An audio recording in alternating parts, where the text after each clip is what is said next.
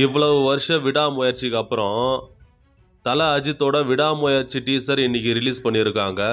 மகிழ் திருமேனி தான் இந்த படத்துக்கு டைரக்ஷன், அனிருத் இசையமைச்சிருக்காரு. இந்த படத்தோட டீசர்லேயே தெரியுது அஜித் படங்கள்லேயே இந்த படம் வந்து தனிப்பட்ட படமாக இருக்கும் அப்படின்ற மாதிரி தான் மேக்கிங் இருக்குது. அந்த ஹைவேல தான் மொத்த படத்தோட கதையும் இருக்குது அப்படின்ற மாதிரி டீசரில் காமிச்சிருக்காங்க. இந்த படத்தில் த்ரிஷா ஹீரோயினாக பண்ணியிருக்காங்க.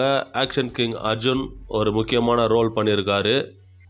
இந்த படம் ஆரம்பித்ததுக்கப்புறம் நிறைய பெரிய பெரிய ஸ்டார்ஸோட படம் 2-3 படங்கள் ரிலீஸ் ஆயிருச்சு. இருந்தாலும் இந்த படம் மட்டும் ரிலீஸ் ஆகாமல் டிலே ஆகிட்டே இருந்துச்சு. தல அஜித்தோட குட் பேட் அக்லி அப்படின்ற திரைப்படமும் இப்போ ரிலீஸ்க்காக வெயிட் பண்ணிகிட்டு இருக்கிற நேரத்தில் விடாமுயற்சி அடுத்த வருஷம் தான் ரிலீஸ் ஆகுமா, அதாவது 2025 லாஸ்ட் டிசம்பர் ரிலீஸ் ஆகும் அப்படின்ற எதிர்பார்ப்பில் இருந்துச்சு.